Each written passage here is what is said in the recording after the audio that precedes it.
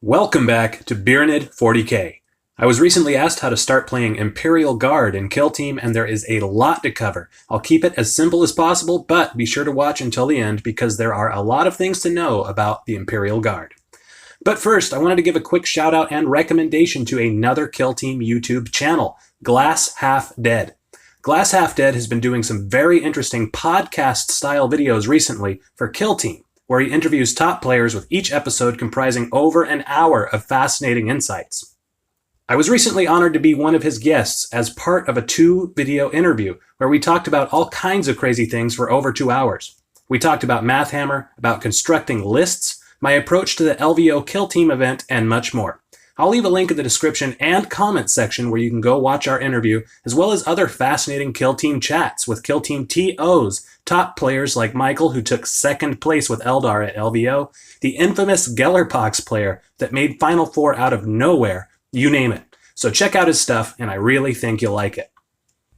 Alright, so getting on to Guard, I'm not sure if the question was meant to imply that the person asking didn't want to include Scions, but I really think that in the current meta, you want to avoid unnecessary handicaps. I see a lot of people that only want to run Scions or that only want to run Guardsmen for fluff. And as a fluffhound myself, I completely understand this. However, the fact is that it's hard to build the lore of a kill team in your head over time if none of them survive and you're losing all the time. That's just not a good legacy.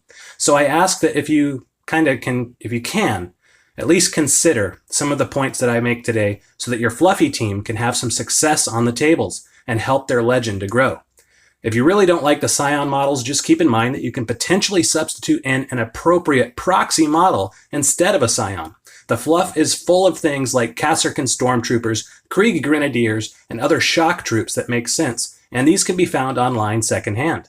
In the Darwinian environment of Kill Team, the Imperial Guard is in an interesting place because they're meant to be played as a shooty faction.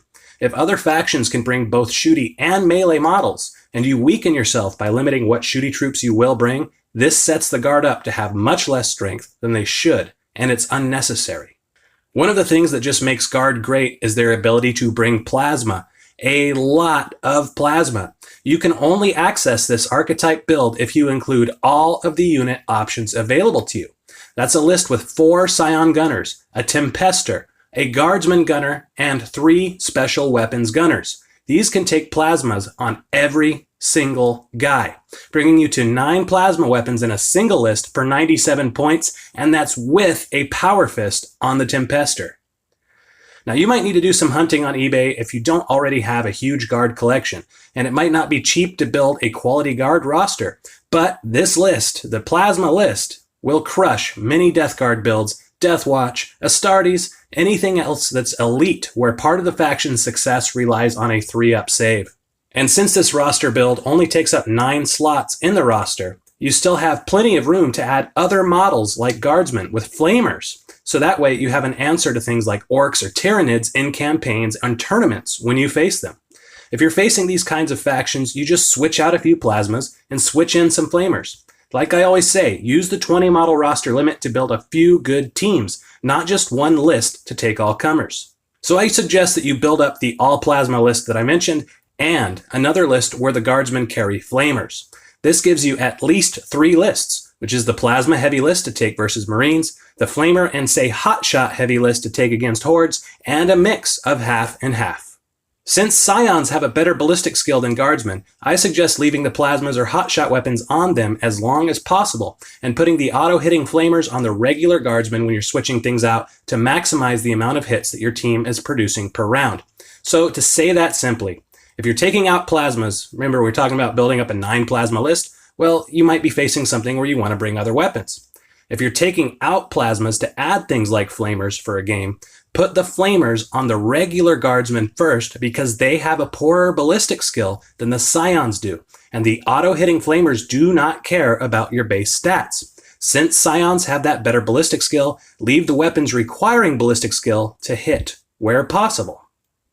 Now, earlier I mentioned that Guard really wants to be shooty, however, they do have a model that can be decent in melee combat. That is a Tempester with a Power Fist. This is a nice surprise for an opponent that didn't expect you to have any melee in the list. I suggest using him to intercept enemy melee units that try to get in your lines early. since guard will melt if a veteran spec lictor or something like that gets in your lines and you only have shooty models.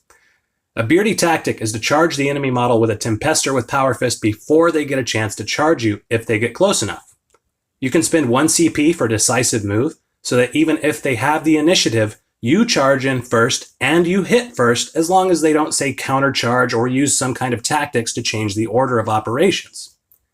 The beauty here is that the Imperial Guard has orders, where in the shooting phase, your leader can buff other models for free to do things like reroll ones to hit in the shooting phase, a huge, very useful tactic for plasma lists.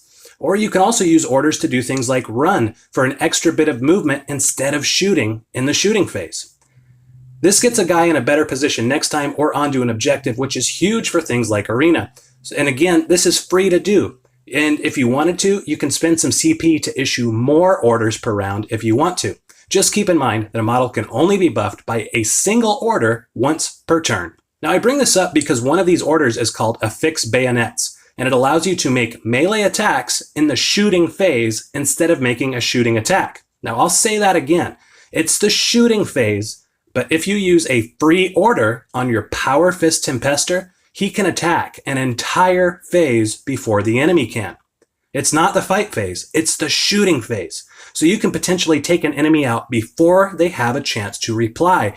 And as long as nobody countercharged, or if the opponent doesn't use Decisive Strike or something for 2 CP, you get to attack a second time with his normal attacks in the fight phase if that enemy model survives. So that's 4 Strength 6 attacks doing AP-3 and D3 damage every single phase if you need it. And it's in melee. You still have all your plasmas and flamers and things like that, but this guy is adding some punch to your army. This should not be ignored or underestimated because along with a bunch of guardsmen with plasma or flamers, you can do serious damage that the opponent will struggle with. Now, it's not going to carry your list all by itself, but it fills a big gap in the faction by having some kind of melee. If you have nothing, you're in trouble. As a Tyranid player, I'll say that guard melt if you only have shooting versus my fast, dedicated melee, even if it's great shooting in your list. And I've seen people desperately try to use Affix Bayonets on regular guardsmen, yet it never killed a single bug. People aren't usually running things like Hormagaunts with Toughness 3 up with the Veteran move in turn 1. It's things like Gene Stealers, Lictors, and Orc Commando Knobs you need to worry about getting into your lines. A Tempester can potentially kill these with the melee attacks in the shooting phase due to orders, so I hope you'll consider running one. And one last thing about him, I know it's fluffy to make him your leader, but I really suggest against that. I would personally make a special weapons gunner your leader because your leader is the one giving other models orders, and a leader cannot give orders to himself. So if you make your Tempester a leader, you lose all of the stuff I've been talking about for him. So putting it simply, I personally wouldn't make the Tempester your leader, use a special weapons gunner with a plasma instead most of the time. So that's it for some quick pointers for those of you new to the Guard or perhaps struggling with them. Use that full 20 model roster to make multiple kill teams with each team dedicated to killing specific opponents. Take those 9 plasmas versus Marine factions and a mix of plasmas and flamers, or flamers, 1 to 2 plasmas, and some hot shots against hordes. Remember your orders and objectives games because you can make a model run instead of shoot, which is huge in Arena. This can score a quick point or get them in a better position to shoot next time. And of course, as I mentioned, consider bringing a Tempester with a Power Fist and Plasma Pistol, but don't make him your leader so that the model that you do use as a leader can buff him with orders. And that's it for today.